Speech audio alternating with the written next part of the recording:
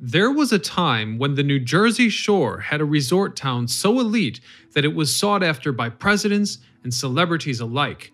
People flocked to the coastline in search of high-class hotels and a picturesque experience, often so accommodating that the activities available were not even bound by the laws. Nowadays, the city has been relegated to a mere shadow of its former self, hidden under the skyline's looming urban decay. This is the story of New Jersey's fallen beach town. Welcome to Atlantic City. I'm your host Ryan Socash, and you're watching It's History. Before moving on with our story, let me tell you about the greatest mobile game of all time, Raid: Shadow Legends. Raid's got tons of champions, over 600 now, all from unique factions and each with their own history. Raid just brought the latest edition of its huge boss roster, and it's Raid's biggest, baddest, and scariest yet, the Hydra, an ultimate beast and super-powered clan boss that's like many bosses rolled into one. It's got multiple different heads. It's a Hydra, and each one has unique machines. Raid's also giving away a super limited edition champion esports legend and Navi superstar Simple to new and old players in the game between now and January the 28th, 2022. All you have to do is log in for 7 days and he's yours. There's seriously never been a better time to get started. Hit the link in the description or scan my QR code and you'll get an epic champion Vergus, 2000k silver, 1 energy refill and 1 XP booster, and 1 ancient shard. All these treasures will be waiting for you here. The story of Atlantic City begins as many American modern landmarks do, with the Native Americans who inhabited the island on which it was built, as prior to the arrival of the first European settlers, Absecon Island was far from empty. Before 1783, it was occupied by a tribe of indigenous Algonquin-speaking people called the Lenni Lenape, meaning the original people, a collective which still survives today as the root and ancient ancestor of many other American Indian nations. The name Absecon Island derived from its original Indian name, Absegami, meaning little water, Abse being the common Algonquin word for small or little, and Gami meaning across, suggesting that there was such a small amount of water in the bay that you could see clear across it to the other side. Historically, the Lenni Lenape had been led by matrilineal clans. The children are born into the clans of their mothers, and initially, agricultural land was also managed by the women of the clan. Hereditary leadership passed through the mother's side, with elder women in the clan being able to disapprove of and remove leaders. These families were typically matrilineal, with newlyweds living with the bride side of the family to receive aid from the women in her family. Though they were the original inhabitants of Absecon Island, they were not confined solely to one area. They would come and go with the seasons, making their way over to the island from the mainland during the summer months to hunt and fish in the island's abundant variety of natural resources. The first contact with Europeans is thought to have occurred in 1524, when the Italian explorer Giovanni da Verrazzano was greeted by local Lenapean canoes as his ship entered what is now known as the Lower New York Bay. Through the early 17th century, the Lenape and Dutch would primarily interact for the purpose of trading the beaver pelts that the local Lenape would trap in exchange for European-made goods such as metal tools that they used to plant and harvest the maize, squash, and bean vines that were planted in the early spring months. In the early days, Absecon Island was largely passed over and ignored by incoming colonial settlers because it was difficult to reach. It was only accessible by boat, which made it more difficult to transport materials needed to construct homes. But this all changed in 1678. Thomas Budd, a Quaker from England, arrived in what would later be known as Atlantic County. You see, Budd was given the island along with other acres as a settlement of a claim against the holders of the royal grant. These acres of mainland property were valued at approximately 40 cents an acre, with beachland being worth 4 cents an acre. For the next century, the island would continue to see traffic from the Native Americans, but they were now joined by early mainland settlers, hunters, and fishermen. Despite Bud now owning the rights to the island, however, it wasn't until a little over a century later when the first permanent settlement was built in 1783.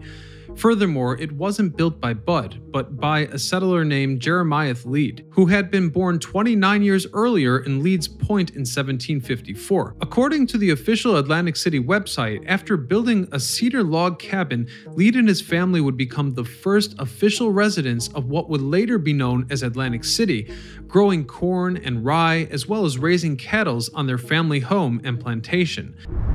Mr. Leeds lived on the plantation until his death and burial in 1838, in a grave that is now a small traffic circle called Oxford Circle in Northfield, New Jersey. After his passing, widowed Millicent Leeds obtained a license to operate a tavern called Aunt Millie's Boarding House on Baltic and Massachusetts Avenue. This was the very first business in Atlantic City. Furthermore, the Leeds children were an integral part to the development of the city. Chalky S. Leeds, born in 1824, became the city's first mayor in 1854 by the age of 30. Likewise, Robert B. Lead, born 4 years after his brother in 1828, went on to become the city's first postmaster, and by 1850 there were now several permanent dwellings on the island, 6 of which were owned by Lead's descendants, with the 7th belonging to a renowned physician, Dr. Jonathan Pitney, who would later become known as the father of Atlantic City. While Dr. Pitney saw great potential in Absecon Island and had plans to turn it into a health resort for those retreating from the city, there still remained the major issue of finding a way to grant more people access to the island. To remedy this eternal problem, alongside Richard Osborne, a trusted friend of his and a civil engineer from Philadelphia, Dr. Pitney created plans to bring a railroad to the island for ease of travel, and in just 2 years, the Camden Atlantic City Railroad was brought to life. The very first train carrying tourists arrived after a 2.5-hour-long trip on July the 5th, 1854. In that same year, Atlantic City was officially recognized as a city of New Jersey. Just 1 year prior, the first commercial hotel was built on Massachusetts and Atlantic Avenue and would operate until its eventual closure in 1902. Osborne is widely acclaimed as the person who came up with the name Atlantic City, while Dr. Pitney is more often credited with naming the city's streets.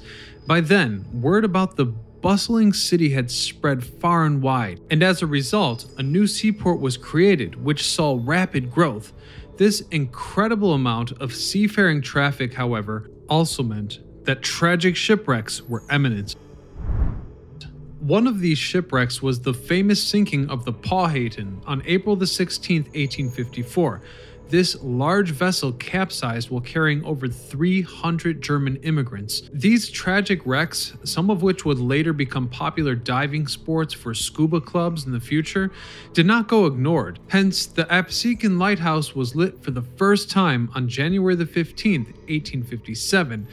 Though the lighthouse was a step in the right direction, another large wreck would occur in 1884, when a schooner called the Robert Morgan was grounded on Atlantic City's beach and miraculously undamaged. We also have the wreck of the passenger freighter Alamante in 1918, which was dubbed the Flour Wreck. Flour from the ship's cargo mixed with the seawater and washed onto shore as a dough-like debris. The first official road from the mainland took a staggering 17 years to complete and was open to traffic in 1870 and helped immensely with supporting the city's supply chain and growth. The train service also expanded and became incredible. One of these trains, the Blue Comet, is fondly remembered as the seashore's finest train. Passengers who took the trip on the magnificent railroads were treated to fast, high-class rides that set precedent in affordable tickets. Good service and well-decorated interiors were all a part of the bargain, as passengers were ferried to and from the iconic resort city. This came at a time when train rides were expensive and rarely affordable for most. And here's a fun fact: as of 2016, a 13-mile stretch of the original Blue Comet rail line is being restored, with the original train itself now resting in Boonton, New Jersey. At this point in the video, I'm sure you're wondering about the town's iconic boardwalk. Well, on June the 26th, 1870, the first section of that boardwalk was opened. It was 1 mile long, 8 feet wide, and elevated a foot off the ground. This concept helped prevent sand from being carried into hotel lobbies by patrons who had just left the beach. Another important event occurred in 1876 when the Easter Parade was held on the boardwalk for the very first time, and in 1883, the famous saltwater taffy made its debut, a respected pastime until modern day. These attractions, as simple as they may sound, created a huge surge in popularity, further driving the need for luxurious accommodation. In the 1880s, Atlantic City saw an incredible boom in luxury hotels and fine dining establishments over the course of the next 2 to 3 decades. By the turn of the century, the population had already seen massive growth, reaching almost 30,000 residents by the year of 1900. According to the New Jersey Chamber of Commerce, throughout the 1900s, the city also saw its first use of electricity, along with its first school, trolley service, public library, and opening of the Atlantic City Hospital, and it's around this time that the Jitty shuttle service became an element of the city streets. The Jitty service has always been a primary mode of transportation for the residents of the city. It's still in use today. Originating in the 1900s, it would ferry passengers from one end of the city to the other. But what about its weird name? Well, in those times, the slang word jitty was used for the name of the nickel coin. It was called a jitty service since no matter the length of the ride, it always cost a nickel, or a jitty.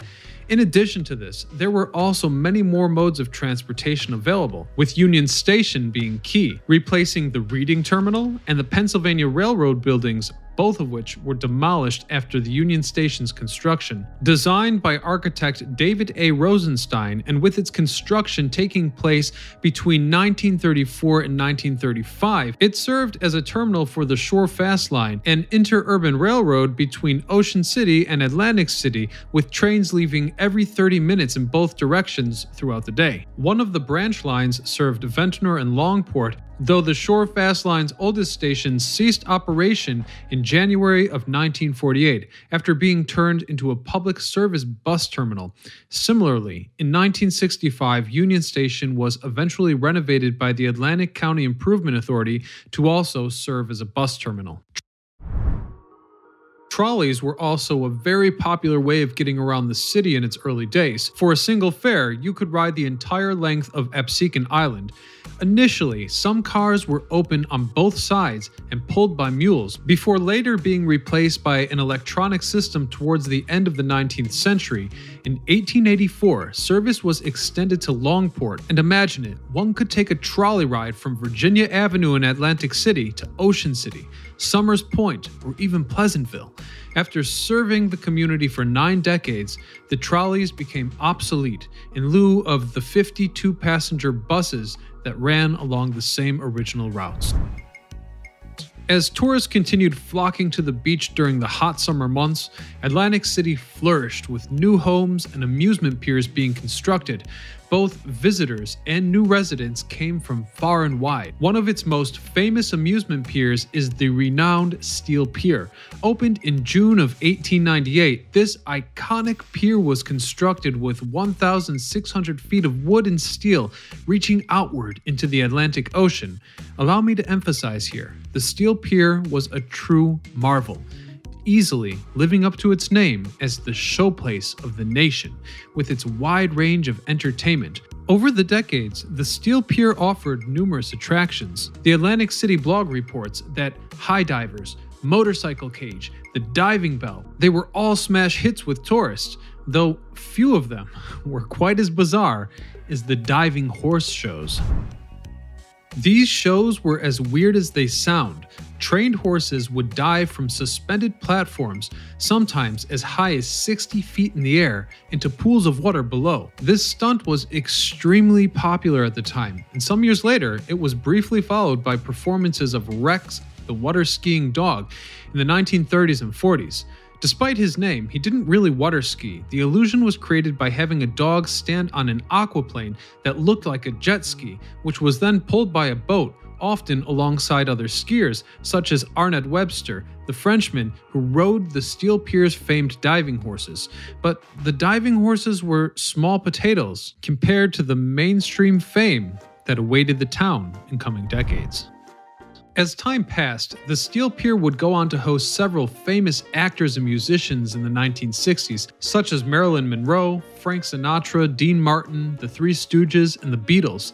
However, the spotlight really took hold on Atlantic City as a center point of the entertainment industry as a whole when it became a hotspot for American boxing. This was in no small part thanks to Donald Trump's sponsorship of the 1988 Tyson vs. Spinks fight held at Boardwalk Hall, costing an insane $11 million to bring the fight to Atlantic City.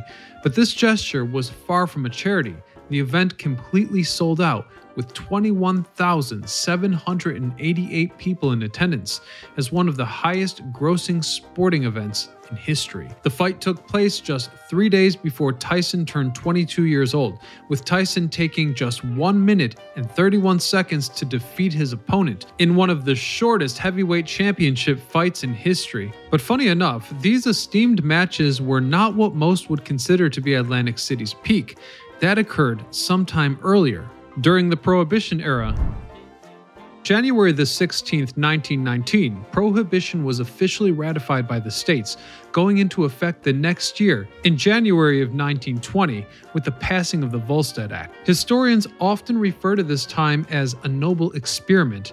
As the 18th Amendment to the United States Constitution, it banned the manufacturing, transportation, and distribution of alcoholic beverages.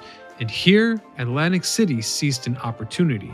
Speakeasies, along with the illegal production and sale of bootleg liquor, became more and more prevalent as the years of long-lasting legislation went on, and it was this newfound need for freedom that led to what is widely considered to be the peak of Atlantic City. You see, Atlantic City's seaport allowed for easier smuggling of rum and other types of liquor, and the vast majority of business owners operated on a strictly tourist-driven economy with a motto of, above all else, keep the customer happy, and apparently, this even justified breaking the law. Atlantic City's uncanny ability to skirt around Prohibition was, in part, both to its hefty reputation as a tourist destination and the power of its boss, Enoch L. Johnson, also known as Nookie. This guy was highly influential in the world of crime and politics. In fact, a little over a decade prior, in the summer of 1908, Atlantic City had nullified New Jersey's law that restricted gambling and alcohol.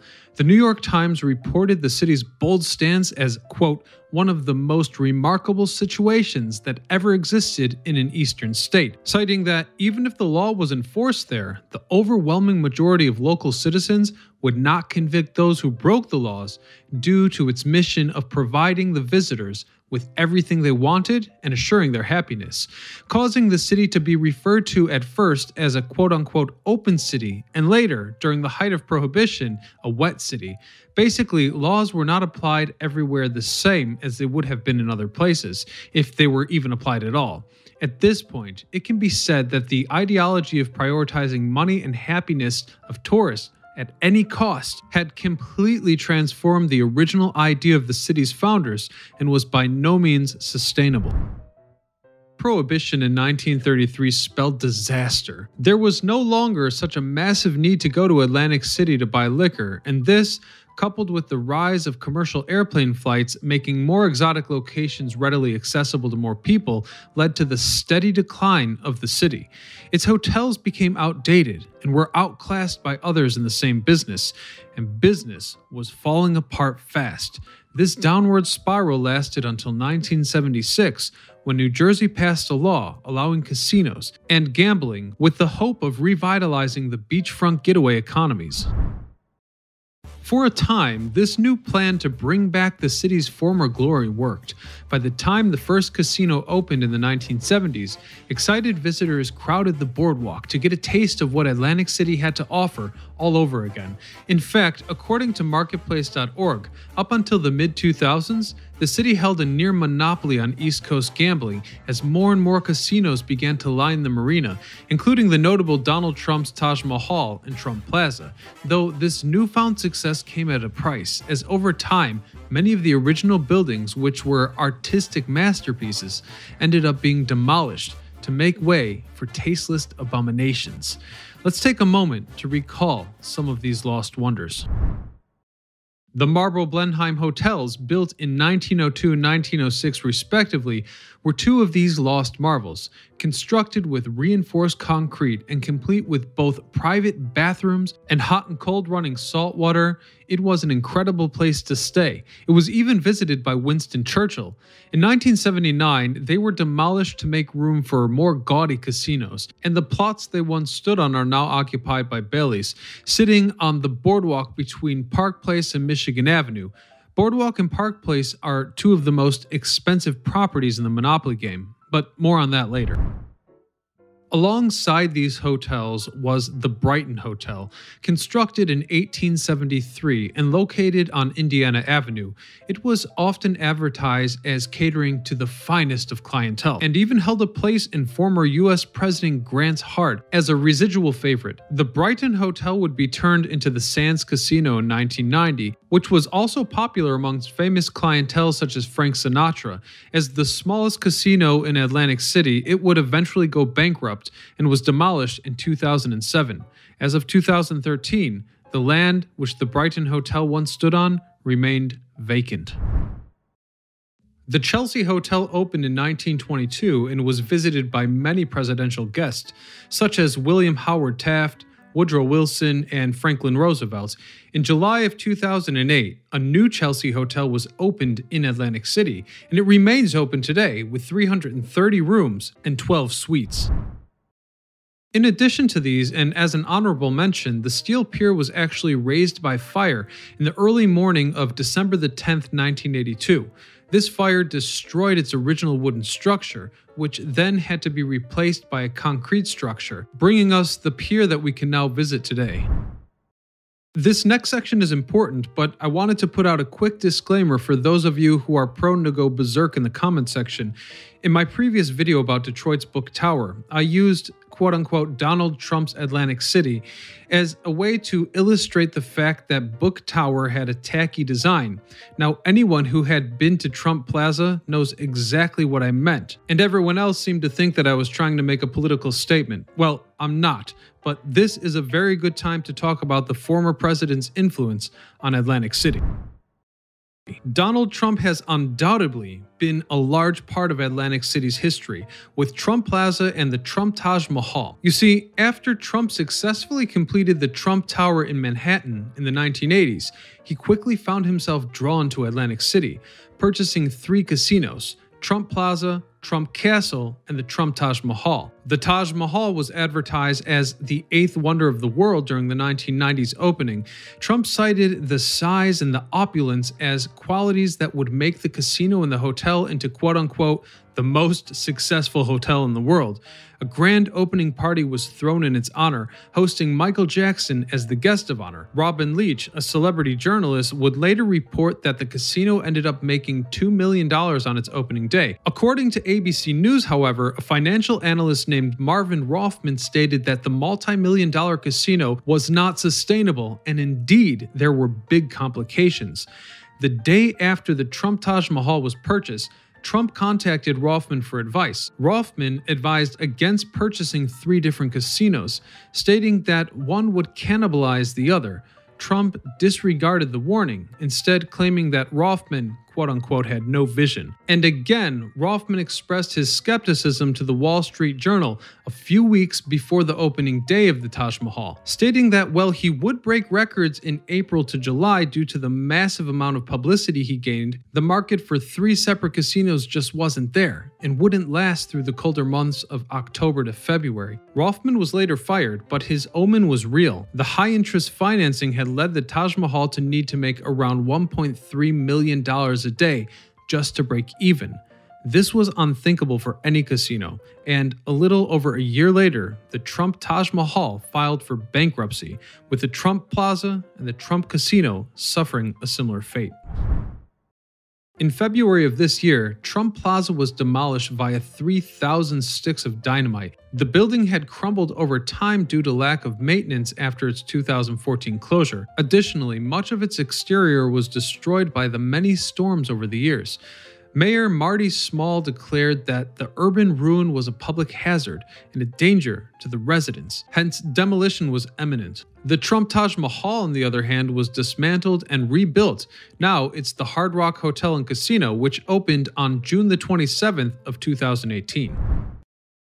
Another fun fact about AC comes from the 1930s, where various versions of Monopoly were distributed throughout the northeastern United States. Initially, each version used local streets, but when Jess Railford, an Atlantic City realtor, came up with an idea to name and price the board's properties more consistently, he turned to his home knowledge. And today, the names reflected on the Monopoly board can take you back to a time when Atlantic City was in its prime. Perhaps the most insane story about Atlantic City unfolded in the 1950s, when a nuclear bomb was lost along its coastline. The incident occurred on July 28, 1957, when the Air Force was transporting nuclear weapons in the vicinity. The Douglas C-124, also affectionately referred to as Old Shaky, had a heavy load of cargo that day, including 3 nuclear bombs. An unknown catastrophic event resulted in 2 of the engines having to be shut down, with 2 remaining in operation and set to maximum power. However, this would not prevent the plane from crashing into the sea, and so after removing excess cargo, dumping fuel, the nukes had to go as well.